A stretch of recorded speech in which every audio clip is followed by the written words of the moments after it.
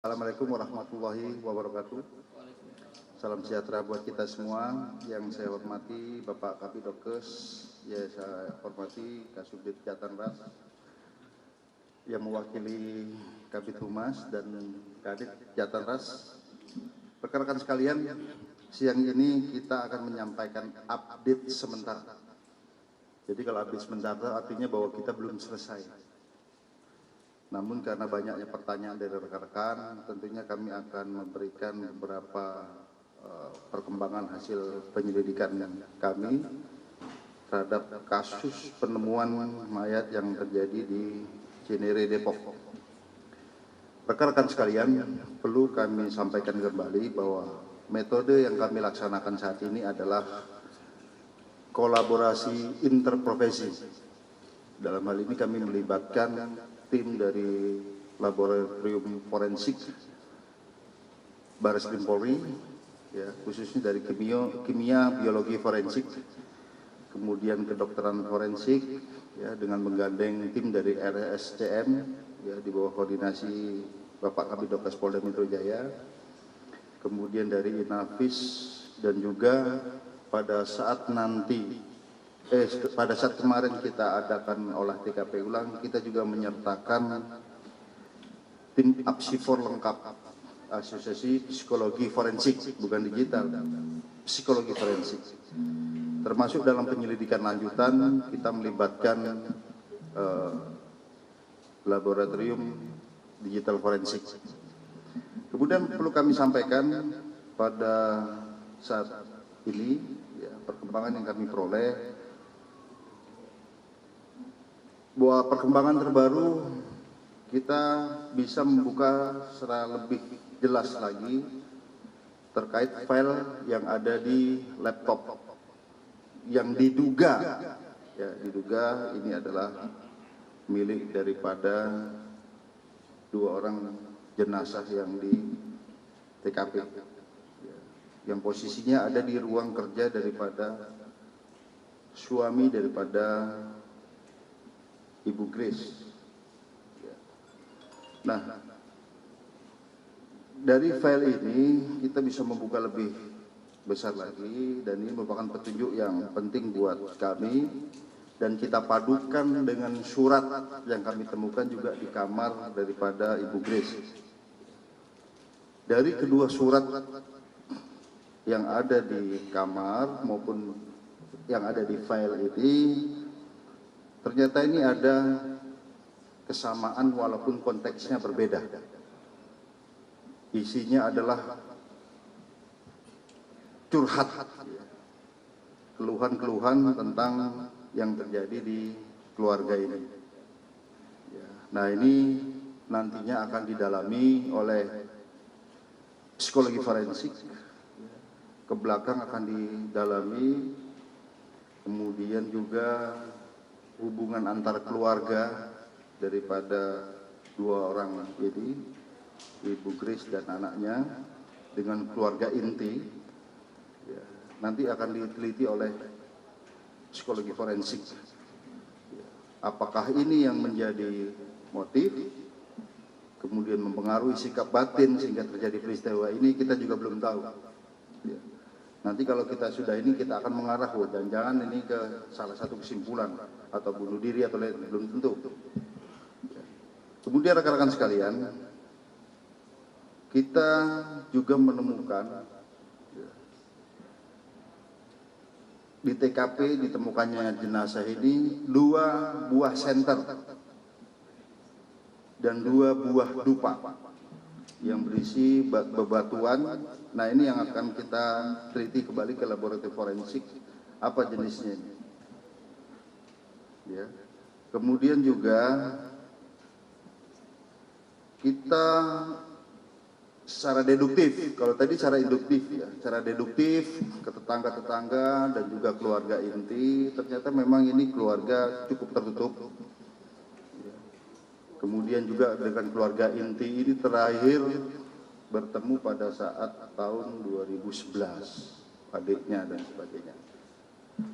Dan terakhir berkomunikasi hanya bertang berapa bulan yang lalu. Jadi memang ini hampir sama dengan kejadian Kalideres ya, dengan keluarga inti jauh, kemudian anaknya ini juga belum menikah, sama seperti Kalideres, umur 38 tahun belum menikah, ya.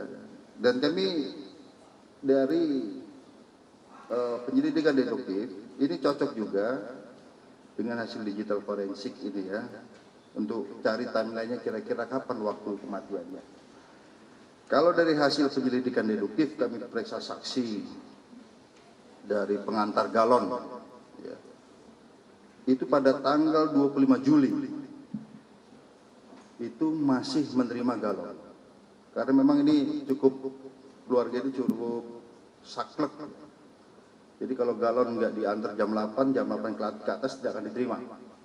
Nah, ini pada tanggal 25 Juli masih menerima galon. Tetapi 1 minggu kemudian, ya, pada tanggal 1 Agustus, di hari Selasa, selalu hari Selasa, ini pada saat diketok, tidak dibukakan lagi pintunya. Besoknya diketok, tidak dibukakan lagi. Hari Selasa berikutnya diketok, tidak dibukakan lagi. Ya. Kemudian dicocokkan dengan surat, ya, ini tertulis di tanggal 28 Juni, sedangkan file itu dibuat pada tanggal 29 Maret, diupdate pada atau dimodifikasi file itu tanggal 27 Juli. Ini hampir sama. Ya, namun ini masih dalam penelitian. Oleh karenanya rekan-rekan sekalian, ya, kita masih bekerja. Tim daripada laboratorium forensik sedang menganalisis olah TKP yang sudah dilakukan sekali, 2 kali, bahkan nanti akan kita adakan lagi olah TKP lanjutan. Sampai kita benar-benar yakin apa yang terjadi di TKP ini. Ya.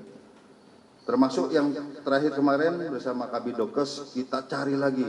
Kok sampah di luar gak ada, ternyata ada sampah di dalam, ditemukan sisa makanan, termasuk roti yang masih utuh. Ya. Nah ini sedang kita teliti. Nah kemudian sampai sekarang tim laboratorium forensik tetap bekerja, ya, menganalisis apakah ada jejak-jejak orang lain di luar 2 jenazah ini sebelum kejadian yang dimungkinkan, apakah ada tindak pidana lain sebelum terjadinya ini, kita masih dalam juga. Ya. Termasuk apakah di seputaran TKP ada racun, termasuk di tubuh jenazah ini ada kandungan racun. Nah ini sampelnya masih diteliti oleh Lapor. Dari kolaborasi interprofesi ini yang sedang bekerja di Asosiasi Psikologi Forensik bekerja secara retrospektif, otopsi psikologi untuk mengetahui motif, ya. Kemudian dari kedokteran forensik ini juga sudah sedang meneliti, mungkin fase-fasenya akan dijelaskan oleh Kabidokes nanti, ya. Yang didukung oleh laboratorium forensik yang nantinya muaranya ya keempat kemungkinan tadi. Yang pertama, apakah ini mati alamiah, natural, ataukah ini accident, kecelakaan, ataukah ini suicide, bunuh diri, atau homicide, atau gabungan di antara beberapa indikasi ini. Ya, ini berbagai kemungkinan, bisa saja yang satu bunuh diri, yang satunya dibunuh, kita nggak tahu. Ya, ini sedang didalami, oleh karenanya kami mohon bersabar, kita kedepankan scientific crime investigation. Tidak boleh ada mindset dalam penyidik dan tidak boleh penyidik terpengaruh oleh opini-opini apapun. Ya, kita fokus berdasarkan alat bukti yang ada, nantinya mengarah kira-kira apa indikasi apa yang terjadi terhadap 2 jenazah ini, terhadap 4 tadi. Alamiah atau natural, ataukah accident, kecelakaan, ataupun bunuh diri, suicide, atau homicide, atau gabungan antara beberapa itu. Ini yang perlu kami sampaikan.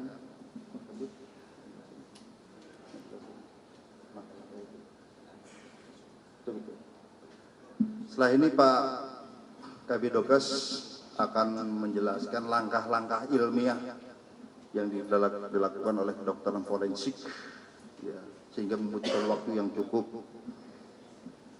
panjang sehingga nantinya akan kita simpulkan daripada hasil penyelidikan kita. Dari sisi kedokteran forensik akan dijelaskan oleh Pak Kabidok SKM. Silakan.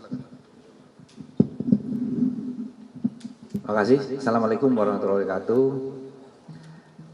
Yang saya hormati Pak Direskrim Pak Kasubit Jatantras, kemudian dari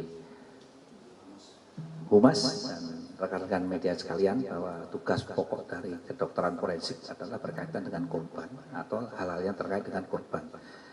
Jadi kami TKP pertama pada tanggal hari Kamis itu pertama adalah melaksanakan olah TKP aspek medis khusus pada temuan jenazah. Ini kan kebetulan jenazah adalah unwitness, ya. Ada temuan jenazah di dalam suatu ruangan yang tertutup, yang kondisinya sudah sangat membusuk lanjut dan beberapa bagian terjadi skeletonise. Jadi tugas kami adalah menentukan ini berapa individu, identifikasi seperti apa, dan itu memerlukan proses. Kemudian kami melakukan pemeriksaan yang nantinya untuk menentukan identifikasi itu kita pastikan benar nggak ini adalah si A dan si B. Kemudian berapa lama saat kematiannya, jadi time scene of death. Kemudian ada tidak kekerasan yang pada tubuh korban tersebut. Kemudian sebab akibat lukanya, apakah ada kekerasan tumpul tajam atau kekerasan kimia yang lain sebagainya. Kemudian wajar atau tidak itu meninggalnya dua korban itu. Kalau dia wajar apa, kalau tidak wajar apa. Kemudian kami juga melakukan olah TKP kedua berkaitan dengan profil korban ini, profil dari sisi medisnya. Kemudian habitnya juga kita juga perlu tahu, karena kalau dia natural atau mati wajar, apa penyakitnya kita dari pemeriksaan di TKP tersebut. Sehingga prosesnya cukup panjang. Kami kalau tadi sampaikan Pak Dir, kita bisa olah TKP ulang, mungkin terjadi. Karena kami juga melakukan rekam jejak, rekam medisnya dari korban ini. Kita cari dari statusnya di BPJS, bagaimana dia punya dokter pribadi atau rumah sakit rujukan atau tempat dia melakukan pengobatan. Kemudian kami juga mengalami kesulitan juga karena sudah lama tidak kontak dengan keluarga, sehingga kami juga perlu waktu. Sekarang ini dilaksanakan pemeriksaan, sudah selesai dengan otopsi lengkap sudah, kemudian pemeriksaan untuk identifikasi, kita sudah melakukan pencocokan DNA. Jadi kita lakukan pencocokan DNA untuk menentukan siapa korban satu dan sobat keluarga dengan keluarga yang ada di yang masih ada di bisa dihubungi. Kemudian menentukan time scene death ini sedang berproses karena banyak faktor yang mengaruhi, karena di situ ada ruangan yang tertutup, kemudian sangat panas, ini musim kemarau, jadi ada beberapa yang perlu dipertimbangkan, diperhitungkan untuk penghitungan time scene of death-nya. Kemudian sebab kematian, kami melakukan pemeriksaan, mulai pemeriksaan toksikologi sedang berproses. Tadi juga DNA sedang berproses, toksikologi kita cocokkan apakah, kalau kemarin kami juga pada waktu otopsi melibatkan alat namanya crime light.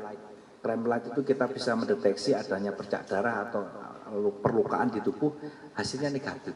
Artinya kekerasan mekanik yang menyebabkan perdarahan tidak terdetek dari alat tersebut. Kemudian kami melakukan pemeriksaan toksikologi.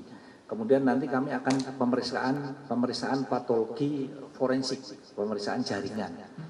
Nanti kami juga akan menunggu hasil dari toksikologi, kemudian dari pemeriksaan TKP kemarin dari timnya IDEN dari PMJ juga melakukan sampling, mengambil sampel-sampel, ada beberapa material yang kami akan cocokkan, ini isinya apa. Karena kami blind untuk data medik atau rekam medik dari korban ini, kami belum bisa men-tracing. Jadi mohon waktu nanti untuk berproses, kami juga sebentar lagi kalau nanti memang diperlukan untuk pendalaman di TKP juga akan kami lakukan. Saya kira itu Pak Dir, terima kasih. Assalamualaikum warahmatullahi wabarakatuh. Baik, terima kasih Dr. Heri, ini beliau spesialis forensik. Jadi sekali lagi rekan-rekan sekalian bahwa ini update sementara, ya, kita masih terus bekerja. Tadi pagi kami menerima permohonan lagi dari laboratorium forensik dan kedokteran forensik untuk olah TKP kembali, untuk memastikan betul dan bisa dipertanggungjawabkan secara saintifik hasil penyelidikan kita ini terhadap fenomena atau peristiwa yang terjadi di Cinere. Saya kira demikian ya, cukup. Penegasan aja Pak, untuk dupa dan senter itu ditemukan di samping jenazah atau di? Ya, di sebelah jenazah. Ya, ada senter, ada dupa, ya kan kita akan selidiki lagi itu. Kenapa kok ada senter? Apakah listriknya sudah dimatikan? Ya kita sudah periksa juga ya. Untuk dari PLN bahwa itu surat peringatan pada tanggal 21 Juli. Ya, kemudian pada tanggal 28 Juli sudah diputus. Ya, telat 1 bulan. Enggak 1 bulan. Saya kira demikian ya, cukup. Terima kasih. Wabillahi taufiq wal hidayah. Wassalamualaikum warahmatullahi wabarakatuh.